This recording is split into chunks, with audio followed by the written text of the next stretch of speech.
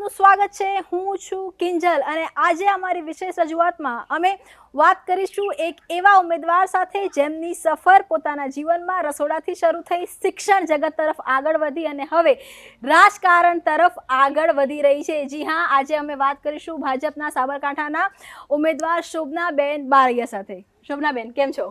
બસ નમસ્તે, મજામાં। શોભનાબેન, હવે તમે મેં જે રીતે વાત કરી એ રીતે રસોડાથી સ્વાભાવિક છે, કોઈ પણ મહિલાની સફર હોય રસોડાથી શરૂ થઈ હોય અને આ પડાવ છે રાજકારણ સુધી આવી રહ્યો છે, કયું સૌથી અઘરું હતું?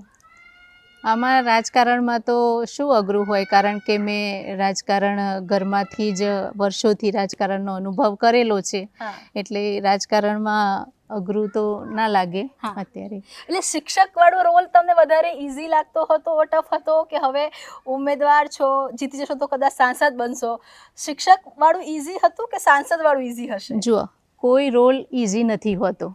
શિક્ષકનો રોલ કરતાં કરતાં પણ ક્યાંક એવું અમારે કરવું પડે કે કોઈ કઠિન કાર્ય હોય કે કોઈ બાળક એવું હોય કે કોઈ એવું કામ આવી જાય કે અમારે તરત કરવું પડતું હોય, તો અમે એવા સમયમાંથી પણ બાળકો સાથે પણ પ્રેમથી સમજાવીને અને કામ પણ અમે સમયના મેનેજમેન્ટથી કરી લેતા હોઈએ છીએ। એટલે શિક્ષકનો વ્યવસાય પણ એકદમ સરળ તો ના જ કહેવાય, પણ રાજકારણ તમારા શોભનાબેનના મતે રાજકારણ એ સરળ છે કે અઘરું છે? રાજકારણ તો રાજકારણનો અનુભવ છે એટલે એટલું અઘરું પણ ના કહી શકાય। અને સરળ તો તમે જોઈ શકો છો કે આજે જે પ્રમાણે હું કેમ્પેનિંગ કરી રહી છું, એ જનતાનું સમર્થન મળી રહ્યું છે, એટલે મારા આત્મવિશ્વાસમાં વધારો કરે છે। શોભનાબેન, આપે જ્યારે વાત કરી જનતાનું સમર્થન, પણ આપ બીજેપીમાંથી ઉમેદવાર છો અને જ્યારે આપના નામની જાહેરાત થઈ હતી, આપને પણ ખબર છે કે કેવા પ્રકારનો આખા સાબરકાંઠામાં વિરોધનો માહોલ હતો, કાર્યકર્તાઓ નારાજ હતા, વાત છે ગાંધીનગર સુધી, દિલ્હી સુધી પહોંચી હતી, ત્યારે કેવું લાગતું હતું એમ કે એન્ટ્રીની સાથે આટલો વિરોધ? એ વખતે મનમાં કેવા વિચાર ચાલતા હતા? જે દિવસે મારું નામ જાહેર કર્યું ઉમેદવાર તરીકે, ત્યારે વિરોધની વાત છોડો, પણ જે સમર્થન બહુ એ દિવસે મને મળ્યું હતું, કે જે મને મળવા, મને શુભેચ્છાઓ પાઠવવા આવ્યા હતા, એની સંખ્યા વધારે હતી। પણ ચોક્કસ એની સંખ્યા વધારે હતી એ વાત આપે કરી, પરંતુ એની સાથે જે લોકો નારાજ હતા, તમને એવું ક્યારે ના થયું કે આ જે નારાજ લોકો છે એને હું જાતે જઈને મનાવું અથવા મારે વાત કરવી જોઈએ, એવું ક્યાંય પ્રસંગ બન્યો? નારાજ જે લોકો હોય એ પણ મારા ભાઈ બહેન જેવા છે, એમને પણ હું પ્રેમથી અને અત્યારે તો બધા મારી સાથે છે, એમને પ્રેમથી મારી સાથે આવી ગયા છે અને અત્યારે મારી સાથે કેમ્પેનિંગમાં પણ જોડાઈ ગયા છે। થોડો ઘણો સમય કદાચ એવું સમર્થકો જે હોય એ થોડો ઘણો એમનામાં નારાજગી કદાચ હોઈ શકે કોઈના, પણ કોઈ કાર્યકર્તાએ મારો વિરોધ આજ સુધી નથી કર્યો। તો આ જે મેઘરજ બંધ થયું હતું અથવા તો જ્યારે આપના પહેલા જે ઉમેદવાર હતા એમના સમર્થનમાં જે જગ્યાએ જે રીતે વિરોધ થયા હતા, એ બધા કોણ હતા? એ ભાજપના કાર્યકર્તા નહોતા તો કોણ હતા? એમના સમર્થકો હતા। ઓકે, ભાજપના કાર્યકર્તાઓ તો તમે જોઈ શકો છો કે શિસ્તબદ્ધ પાર્ટી છે, એટલે કાર્યકર્તાઓ તો ભાજપની વરેલા હોય, આપણા મોદી સાહેબના જે કામ છે એમનાથી પ્રભાવિત છે। એટલે શોભનાબેનનો વિરોધ કરવા વાળા લોકો ભાજપના કાર્યકર્તા નહોતા? ભાજપના કાર્યકર્તાઓ કદી ભાજપનો વિરોધ કરે જ નહીં। તો એ જે નારાજ લોકો હતા એને શોભનાબેને મનાવી લીધા કે નહીં? મનાવી લીધા અને એ માની પણ ગયા। એક બેન તરીકે મેં એમને કીધું કે હું આપની સમક્ષ આપની જ ઉમેદવાર છું, આપની પાર્ટીની જ ઉમેદવાર છું અને વર્ષોથી ભારતીય જનતા પાર્ટીની વિચારધારાથી જોડાયેલી છું અને અત્યારે સૌ મારી સાથે છે। આ તો સૌનો સાથ, સૌનો વિકાસ છે। કહી રહ્યા છો જેટલી સરળતાથી આપ અત્યારે વાત કરી રહ્યા છો, પણ એ વખતે એક શિક્ષક તરીકે, કડક શિક્ષક તરીકે મનાવા ગયા હતા કે એકદમ નરમ શિક્ષક તરીકે મનાવા ગયા હતા? ના, બાળકો સાથે પણ મેં કોઈ દિવસ કડકાઈથી વર્તન નથી કર્યું। બાળક, કારણ કે એક શિક્ષક અને પાછી શિક્ષિકા, એટલે માતૃ હૃદય તો હોય જ, અને પાછા બાળકો નાના હોય એટલે એ તો વધારે માતૃ હૃદય છલકાય। તો બાળકોને પણ મેં આ રીતે, જો એવું હોય વર્ગમાં એકાદું બાળક તોફાની, તો પ્રેમથી, અને પાછું જે બાળક તોફાની હોય એ જ પાછું મારું નજીકનું, મારું વાલું બાળક બની જાય। આપણે એવું કહી શકીએ કે જ્યારે ચૂંટણી પતશે ત્યારે આ જે તોફાની કાર્યકર્તાઓ છે એ શોભનાબેનની નજીકના કાર્યકર્તા થઈ ગયા હશે? હા, મેં એમને પ્રેમથી સમજાવ્યા છે અને મેં આજ સુધી કોઈને કાંઈ એવું કડકાઈથી વર્તન નથી કર્યું કે કોઈની સાથે હું આજ સુધી એવું ખરાબ રીતે કે કોઈ કડકાઈથી બોલી હોય કે એવું આજ સુધી મેં કર્યું નથી. અને એ પણ એક સમજી ગયા છે કે આપણી પાર્ટીના બેન છે અને આટલા પાર્ટી માટે એમણે જ્યારે આપણે પાર્લામેન્ટરી બોર્ડે નવો ચહેરો મૂક્યો છે, આપ કહો છો એ પ્રમાણે, તો નવા ચહેરાને તક આપી છે તો બધાએ હવે સ્વીકારી લીધું છે કે આપણે પણ બેનની સાથે જોડાઈ જઈએ અને આજે બધા મારી સાથે છે. પણ શોભનાબેન, તમારી માટે આવું કે આ જ્યારે નામની જાહેરાત થઈ, સ્વાભાવિક છે કે આ નામની જાહેરાતના થોડાક સમય પહેલા આપને ખબર પડી ગઈ હશે કે આપના નામની જાહેરાત થવાની છે, તો તમારી માટે આ સરપ્રાઈઝ હતું કે શોકિંગ હતું? કેમ કે આપના પતિ જે છે મહેન્દ્રભાઈ બારૈયા, એ ફ્રન્ટ ફૂટ પોલિટિક્સમાં છે, એમને વિધાનસભા લડવાની પણ ઈચ્છા હતી, કોંગ્રેસમાંથી એ ભાજપમાં પણ આવ્યા, એમનું નામ નહીં ને તમારું નામ, તમારી માટે એ વખતે કેવા પ્રકારની સ્થિતિ હતી? સરપ્રાઈઝ વાળી કે શોકિંગ વાળી? ના, શોકિંગ વાળી તો કઈ રીતે કહી શકાય, શોક ના લાગે. આમાં તો જુઓ, રાજકારણનો અનુભવ હતો અને અહીંયા મહિલા તરીકે જ્યારે ઉમેદવારની પસંદગી કરવાની હતી તો એ રીતે મહિલા તરીકે મારી પસંદગી કરી, એટલે એ શોકિંગ ના કહેવાય પણ મને આ એક શું છે કે ભાજપ આખા દેશમાં એક મોટી પાર્ટી તરીકે ઉભરી આવી છે અને એ પાર્ટીએ જ્યારે મારી ઉપર પસંદગી કરી છે તો સૌ મારી સાથે છે. આ તો સૌનો સાથ, સૌનો વિકાસ જેવી પાર્ટી છે. શું લાગે છે કે આખરે એવા કયા મુદ્દા છે? કેમ કે જે રીતે મેં કીધું મહેન્દ્રભાઈની વાત છે તો મહેન્દ્રભાઈને ફ્રન્ટ ફૂટ પોલિટિક્સ કરવું જ હતું, એ હંમેશા ખુલીને જ કહેતા હતા, પણ શોભનાબેનને ક્યારે બી પોલિટિકલ પરિવારથી આપ ચોક્કસ આવો છો, પણ શોભનાબેનને રાજકારણમાં ક્યારે ફ્રન્ટ ફૂટ પર આવવું હતું?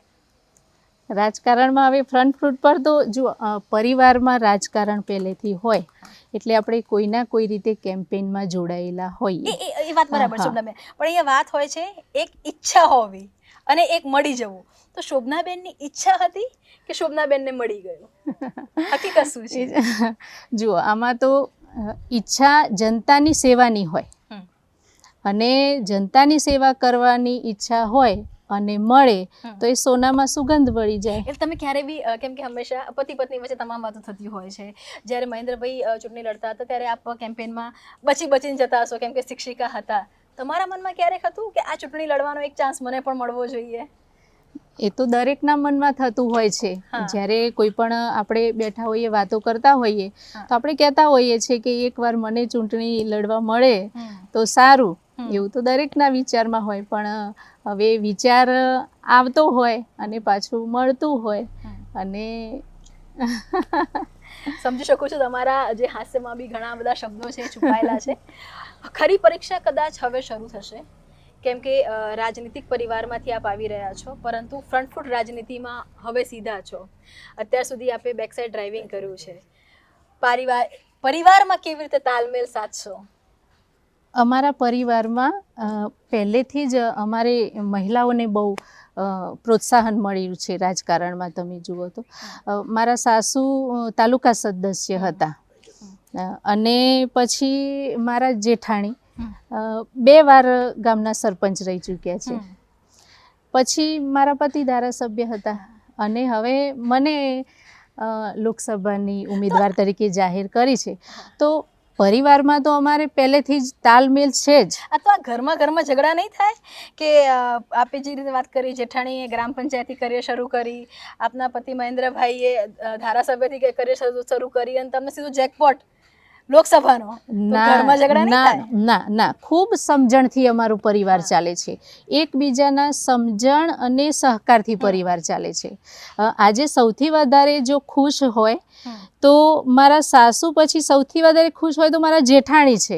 અને એમણે જે મારું સ્વાગત કર્યું હતું ફતેપુરમાં, જ્યારે હું કેમ્પેનિંગ દરમિયાન ગઈ ત્યારે એમણે જે સ્વાગત કર્યું હતું એ એક બેન તરીકે, એક મિત્ર તરીકે અને પછી પાછું મારી માતા સમાન બનીને એમણે મને અત્યાર સુધી સાથ સહકાર આપ્યો છે. અચ્છા, સાસુએ સ્વાગત કર્યું હતું, આપના જેઠાણી પણ રાજી છે, આપના પતિ કે જે મેઇન પોલિટિક્સમાં છે એ આ નિર્ણયથી રાજી છે? હા, ખૂબ રાજી છે. એ તો મારા સારથી છે.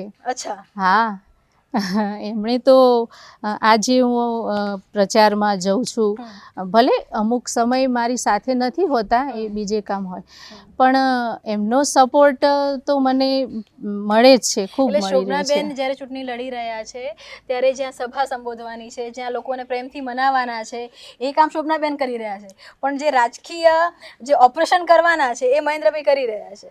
જુઓ, યુદ્ધ પાંડવો લડતા હતા, હા, પણ સારથી કોણ હતા? શ્રી કૃષ્ણ ભગવાન હતા. તો શ્રી કૃષ્ણ ભગવાનની સલાહથી જ પાંડવો યુદ્ધ જીત્યા હતા. એનો મતલબ એ છે કે આ આપની જે લડાઈ છે એના શ્રી કૃષ્ણ આપના પતિ મહેન્દ્રભાઈ છે. હા, મારા સારથી છે અને એમનો સપોર્ટ છે. આમ જોવા જઈએ તો એક પુરુષની સફળતા પાછળ મહિલાઓનો હાથ હોય છે, પણ હું એવી ઉમેદવાર છું કે મારી સફળતાથી એની ખુશી મારા પતિને વધારે છે. ક્યાં વાત છે? હા, એટલે કે એ વાતનું દુઃખ નથી, આ ટિકિટ ઘરમાં આવી એમની પાસે ના આવી એ વાતનું કોઈ દુઃખ નથી. કોઈ દુઃખ નથી, કોઈને કોઈ દુઃખ નથી. કેમ્પેન કેટલું પૂરજોશમાં અત્યારે મહેન્દ્રભાઈ કરી રહ્યા છે? કરી રહ્યા છે, પણ અને અમારે પણ પૂરજોશમાં જ ચાલે છે. અચ્છા, હંમેશા જોવા મળતું હોય છે, એક તો રાજકારણની અંદર ખૂબ ઓછી મહિલાઓ હોય છે કે જે એક્ટિવ હોય છે, સક્રિય રાજકારણ અને ઇલેક્શન પોલિટિક્સમાં હોય છે, પણ જીત્યા બાદ જે બેકસીટ ડ્રાઇવિંગ હોય છે એ હંમેશા પુરુષો કરી દેતા હોય છે. આપને શું લાગે છે કે જો આપ જીતો છો, સાંસદ બનો છો, તો એ નિર્ણય તમારા પોતાના હશે કે પછી સાબરકાંઠાના જે સાંસદ છે એ શેડોમાં મહેન્દ્રભાઈ હશે? ના ના, એવું નથી.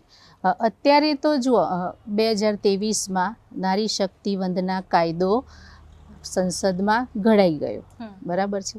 એનો હેતુ એ છે કે આપણા વડાપ્રધાન શ્રી મોદી સાહેબ મહિલાઓને આગળ લાવવા માગે છે, મહિલાઓ સશક્ત થાય, મહિલાઓ શિક્ષિત થાય, મહિલાઓ પોતાનો વિકાસ કરે, સ્વનિર્ભર બને, આત્મનિર્ભર બને, એના માટે પ્રયત્નો કરી રહ્યા છે. એટલે હવે મહિલાઓ પણ પોતાની જાતે પણ પોતાનું એક બેકગ્રાઉન્ડ ઊભું કરીને પીએમ તો ઈચ્છે છે કે મહિલાઓ આગળ વધે, પણ પીએમએ અનેક જગ્યા પર એમના ભાષણની અંદર, એમના જાહેર મંચ પરથી એવું કીધું છે કે ભાઈ એમપી પતિ નહીં બનતા, પત્ની જો સરપંચ તમારા પત્ની હોય તો એ કામ છે એ પત્નીને જ કરવા દેજો, મહિલા જ્યાં ડ્રાઈવ કરે છે મહિલા ડ્રાઈવ કરવા દેજો. તો તમારા કેસમાં શું થશે કે સાંસદની જે જવાબદારી મળશે એ શોભનાબેન નિભાવશે કે મહેન્દ્રભાઈ નિભાવશે? ચોક્કસ, મને જે મતદારોએ શોભનાબેનને પસંદ કરી છે તો શોભનાબેન કામ કરશે. બેકસાઇડ ડ્રાઇવિંગ કોઈનું નહીં હોય, સપોર્ટ રહેશે. હા, સપોર્ટ રહેશે, પણ મહિલાને હું શિક્ષિત છું, મારા નિર્ણયો લેવા માટે પણ હું સક્ષમ છું, અને આટલી મોટી પાર્ટી છે એનો સપોર્ટ છે, અને બધા મારી સાથે છે, એટલે મને આત્મવિશ્વાસ છે. અને હું મારી જાતે અને તમે જુઓ કે જ્યારે હું કેમ્પેનિંગ કરું છું તો મોટા ભાગનું મેં મારી જાતે જ કેમ્પેનિંગ કર્યું છે, ક્યાંય મારા પતિ મારી સાથે નથી આવ્યા. એટલે બેકસીટ ડ્રાઇવિંગ જ ચાલી રહ્યું છે. શોભનાબેન, આપ જ્યારે હવે કેમ કે ઉમેદવાર છો અને હવે ચૂંટણી લડવા પણ જઈ રહ્યા છો, કેમ્પેનિંગ ચાલી રહ્યું છે, અત્યારે એવા કયા મુદ્દા છે? ભાજપ જે વાત કરી રહી છે, ભાજપના મુદ્દા તો છે જ, પણ સાબરકાંઠાની જનતા માટે શોભનાબેને કોઈ રોડમેપ નક્કી કર્યો છે? કયા મુદ્દા સાથે શોભનાબેન આગળ વધી રહ્યા છે? સાબરકાંઠામાં તો જુઓ, આપણે જોઈ રહ્યા છીએ કે વિકાસ થઈ રહ્યો છે, આપણા જે ઇન્ફ્રાસ્ટ્રક્ચર છે એ પણ અહીંયા આપણે જોયા છે. પણ હવે જ્યારે હું વિજય થાવ અને મારી આગળ જે જનતા પ્રશ્નો મૂકે કે કઈ વિકાસની વાતો મૂકે તો એ કરવાની મારી પહેલી પ્રાયોરિટી હશે. ચોક્કસ. અને પોતે આપ શિક્ષક પણ રહી ચૂક્યા છો, શિક્ષણ જગતને મજબૂત કરવા માટે અથવા તો મહિલા સશક્તિકરણ કરવા માટે અથવા તો આપણે લાંબો સમય આપ્યો છે સમાજને, તમને લાગતું હતું કે આ વસ્તુ જો કદાચ મારા પાસે પાવર હશે ત્યારે હું આમાં બદલાવ લાવીશ? આવું કંઈક ધ્યાનમાં આવ્યું હતું આટલા વર્ષોની અંદર? હું શિક્ષકની નોકરી કરતી હતી, પહેલાંનું જે શાળાઓ હતી અને જે અત્યારે શાળાઓ છે, આધુનિક ટેકનોલોજી સાથેની શાળાઓ છે, એટલે સ્કૂલમાં ભૌતિક સુવિધાઓથી તો શાળાઓ સજ્જ છે, પણ અમારા શિક્ષકો જ્યારે પણ એમ કહેશે કે બેન આપણે આ મુદ્દો રજૂ કરવાનો છે, તો શિક્ષકોને જનતા પણ કંઈ પણ રજૂઆત કરશે તો એ મુદ્દો લઈ જવાનો આગળ એ મારી પ્રાયોરિટી હશે કે બને ત્યાં સુધી એનું સમાધાન થાય અને એનો નિકાલ થાય એમ એ રીતે. આ જો સાબરકાંઠાની વાત કરવામાં આવે તો અન્ય જિલ્લા જેટલી ઇન્ડસ્ટ્રીઝ અહીંયા નથી. રોજગારીની વાત કરવામાં આવે તો હંમેશા વિપક્ષ દ્વારા સવાલ છે એ યુવા રોજગારી પર ઉઠાવવામાં આવતા હોય છે. વિકાસની વાત કરવામાં આવે તો જે બ્રિજ છે એ વર્ષોથી એ બ્રિજનું કામ છે, ટેન્ડર પાસ થઈ ચૂક્યા છે, પરંતુ બ્રિજનું કામ હજુ થયું નથી. આ બધા મુદ્દા છે એ લાગે છે આપને કે ઇલેક્શનમાં અસર કરશે? ના, નહીં કરે, કારણ કે જે રીતે વિકાસ થઈ રહ્યો છે અને વિકાસ થવામાં થોડી ઘણી તો પબ્લિકને તકલીફ પડતી હોય છે, પણ પબ્લિકે સ્વીકારી લીધું છે કે આટલી તકલીફ પડવા છતાં પણ જો આપણને એક સારું આપણને વિકાસ મળી રહેતો હોય, પ્લેટફોર્મ મળતું હોય તો પબ્લિક એ સ્વીકારવા તૈયાર છે અને એ રીતે વિકાસ થઈ રહ્યો છે. વિકાસ તો થઈ રહ્યો છે બેન, પણ વિપક્ષના જે મુદ્દા છે કે જે વિકાસની વાતોને ભાજપ બતાવી રહ્યું છે એ માત્ર ને માત્ર પરપોટા ટાઈપના છે. વિકાસની વાત હોય કે રોજગારીની વાત હોય કે પછી સિક્યુરિટીની વાત હોય, ભાજપના શાસનમાં નથી. ઉમેદવાર તરીકે આપ આ જે મુદ્દાઓ છે એની પર શું જવાબ આપો છો? વિપક્ષ તો એ રજૂઆત કરી રહ્યો છે, પણ આપ જનતા જોઈ રહી છે કે કઈ રીતનો વિકાસ થઈ રહ્યો છે. માની લો કે કોઈ કામ બાકી હોય તો કોઈ ડિઝાઇન બદલવાની હોય એવું હોય તો એમાં થોડું ડિલે થતું હોય છે, પણ કામ તો થતું જ રહે છે, પ્રગતિ તો ચાલુ જ હોય છે. પ્રગતિ ચાલુ હોય છે તો આ પ્રગતિ અને આગળ શોભનાબેન કઈ રીતે વધારી શકશે? હવે જુઓ, સરકાર તો આપણી ભારતીય જનતા પાર્ટીની છે અને ત્રીજી વાર પણ માનનીય વડાપ્રધાન શ્રી મોદી સાહેબ છે એ અને એમનું જે નેતૃત્વ છે એ હજુ પણ 10 વર્ષમાં તો ખૂબ વિકાસ થઈ ગયો છે, પણ હજુ પણ ભારતને વિકસિત બનાવવા માટે જે જઈ રહ્યા છે તો એમાં જો અમારો આ જે મારી લોકસભાની સીટ છે એનો કોઈ વિકાસનો મુદ્દો મારે લઈ જવાનો હશે. આટલા ટાઈમમાં આપના ધ્યાનમાં કોઈ મુદ્દા આવ્યા છે કે આ મુદ્દો છે એ જો હું જીતી જઈશ તો પહેલી રજૂઆત હું આ મુદ્દા પર કરીશ? હવે મને જનતા કહેશે કે બેન તમે જીતો એટલે અમારો આ મુદ્દો છે. પણ બેન અત્યાર સુધી તમે બી તો જનતામાં હતા, તમને એ ટાઈમે ધ્યાન નથી આવ્યા કે ભાઈ આ પ્રશ્ન છે, આ પ્રશ્ન છે, આ પ્રશ્ન છે? આપ બી તો આપના ઘરમાં પરિવાર છે, સારા રોડ છે, આપણા પ્રધાનમંત્રી શ્રીની યોજનાઓ એમના જ નામથી જે યોજનાઓ છે એનો દરેક જનતા છેક નાનામાં નાને વ્યક્તિ સુધી એનો લાભ લઈ રહ્યા છે. હવે એમાં સુધારો થયો છે કે દાખલા તરીકે આયુષ્માન કાર્ડ છે તો 70 વર્ષના વ્યક્તિઓને પણ એના દાયરામાં લઈ લીધા છે. જે મફત અનાજની યોજના છે એ હજુ 5 વર્ષ સુધી મફત આપવાની છે. જે મુદ્રા યોજના છે પ્રધાનમંત્રી મુદ્રા, અને એમાં પણ સ્ત્રીઓ વધારે જે લોન છે એનો લાભ લઈ રહી છે. તો આમાં તમને એવું લાગે છે કે કોઈ મુદ્દા જ નથી? મુદ્દા હશે તો જનતા જણાવશે અને જે રીતે જનતા કહેશે કે આપણે બેન આ વસ્તુ આપણે આગળ લઈ જવાની છે, રજૂઆત કરવાની છે, તો એ મુદ્દા ઉપર આપણું ધ્યાન વધારે રહેશે. શોભનાબેન, આપને ખ્યાલ છે કોંગ્રેસમાંથી ઉમેદવાર કોણ છે? આપને પણ ખબર જ છે કોણ છે. તુષારભાઈની જો વાત કરવામાં આવે, તુષાર ચૌધરી કોંગ્રેસમાંથી જે લડી રહ્યા છે એ કેન્દ્રમાં મંત્રી પણ રહી ચૂક્યા છે. એક રીતે જુઓ તો એક ટફ ફાઇટ છે કે એક સિઝન્ડ નેતા કોંગ્રેસમાંથી ને એની સામે ભાજપનો એક નવો ચહેરો. આ ફાઇટને તમે કઈ રીતે જોઈ રહ્યા છો? આમાં ફાઇટ જેવું નથી. જે રીતેનું આપણું જે ગુજરાતનું નેતૃત્વ અને કેન્દ્રનું નેતૃત્વ ડબલ એન્જિનની સરકાર ચાલી રહી છે અને એ જે ડબલ એન્જિનની સરકાર ચાલી રહી છે, પૂર ઝડપે ચાલી રહી છે, એનો તમામને લાભ મળી રહ્યો છે. શોભનાબેન, મારો સવાલ એ છે જનતા ઈચ્છે છે ભાજપ અને વોટ આપે જનતા કે કોંગ્રેસને જનતા વોટ આપે તો એના કયા પેરામીટર હશે? કેમ કે જો બે ચહેરાઓની વાત કરવામાં આવે, પક્ષ છોડી દો ભાજપ કે કોંગ્રેસ, પણ ચહેરાઓની વાત કરવામાં આવે તો જનતા પાસે એક નવો ચહેરો છે અને જનતા સામે એક સિઝન્ડ ચહેરો છે, કેન્દ્રીય મંત્રી રહી ચૂક્યા છે એવો ચહેરો છે.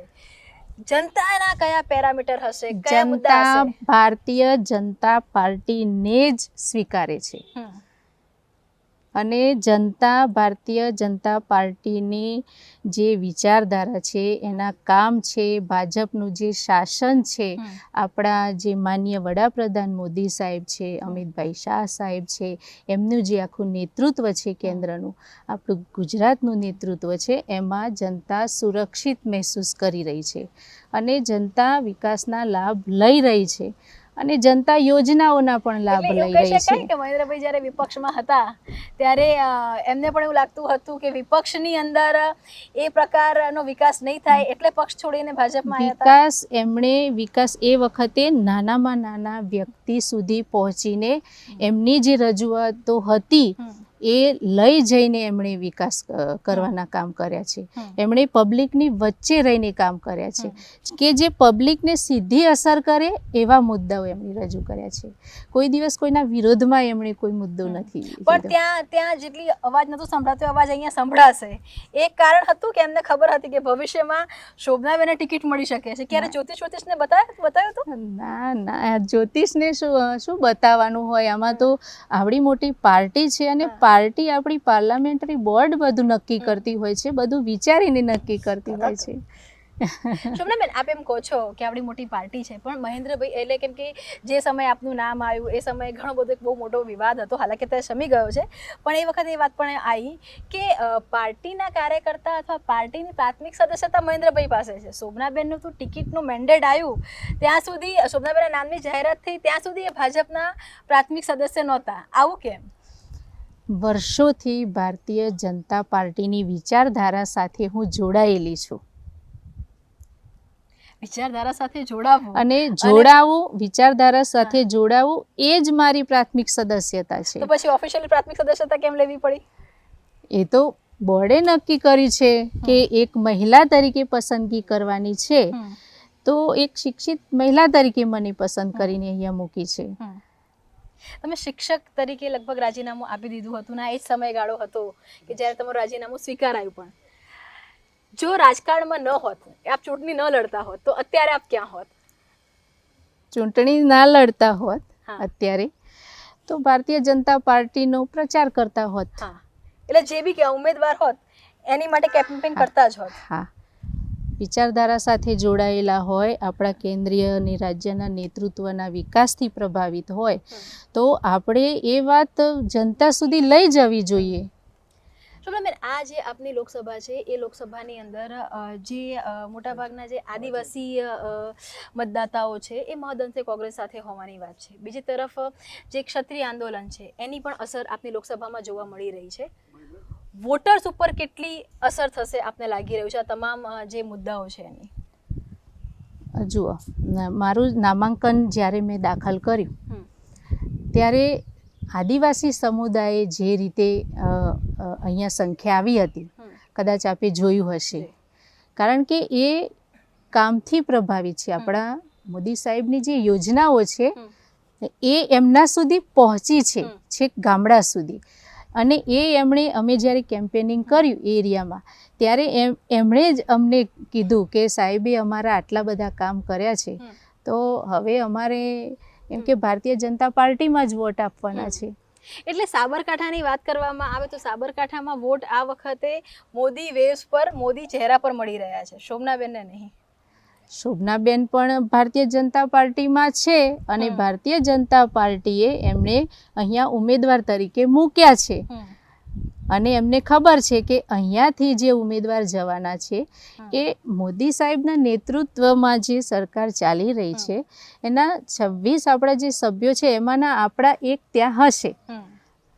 તો એ રીતે એ મને તો પસંદ કરવાના જ છે, પણ સૌથી વધારે જે આપણા પ્રધાનમંત્રી શ્રી મોદી સાહેબ છે એમનો જે લક્ષ્ય છે કે ગરીબોને ગરીબીમાંથી બહાર લાવવા, ગરીબીમાંથી, અને એમણે 25 કરોડ ગરીબોને ગરીબીમાંથી બહાર લાવ્યા. પછી એ ગરીબીમાં પાછા ના ધકેલાઈ જાય. કેટલી આવી છે, શોર્ટ ટાઈમમાં મજબૂત હોમવર્ક કર્યું છે. હવે એક સવાલ એ પૂછું કે ગરમી પણ ચાલી રહી છે અને ગરમીની વચ્ચે ક્રિકેટ પણ ચાલી રહી છે. રાજકારણની ક્રિકેટની પીચ ઉપર શોભનાબેન આઉટ થશે, જીતી જશે, શું પરિસ્થિતિ હશે? જીતી જશે, અને જી ચોક્કસ જીતી જશે.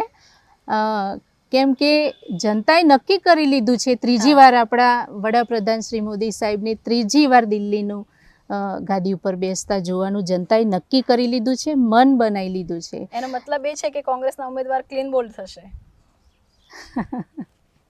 આપ જીત માટે આશ્વસ્ત છો? જીત મારી 100% છે. સ્વસ્થ જ છું, કેમ્પેનિંગ કરું છું, પ્રચાર કરું છું. 26 સીટો આવવાની છે. મોદી સાહેબ ત્રીજી વાર વડાપ્રધાન બનવાના જ છે. ધન્યવાદ તમારી સાથે વાત કરવા માટે. તો આ હતા સાબરકાંઠા ભાજપના લોકસભાના ઉમેદવાર શોભનાબેન બારૈયા. ખૂબ સ્પષ્ટતાથી કહી રહ્યા છે કે જ્યારે રાજકારણની પીચ છે અને તેની અંદર ઇલેક્શનનો માહોલ છે ત્યારે ફરી એકવાર ભાજપ જીતશે, કોંગ્રેસની હાર થશે. સમય ખૂબ જ તેમની પાસે ઓછો છે કેમ્પેનિંગ કરવાનો, પણ તેની વચ્ચે પણ સરકારની યોજના હોય કે વડાપ્રધાન દ્વારા અપાયેલા લાભ હોય તેને લોકોની વચ્ચે બખૂબી લઈ જઈ રહ્યા છે. વાત ક્ષત્રિય આંદોલનની હોય કે વાત આદિવાસીઓની હોય, તમામ સમુદાય ભાજપ સાથે રહેશે અને ફરી એકવાર અહીંયા મોદી વેવ ચાલશે અને મોદી વેવની વચ્ચે શોભનાબેન પણ 26માના એક કેપ્ટન બનીને રહેશે સાબરકાંઠાના, તેવું પણ તે કહી રહ્યા છે. આજ માટે આટલું જ. દેશ અને દુનિયાની ખબરો માટે જોડાયેલા રહો TV9 સાથે.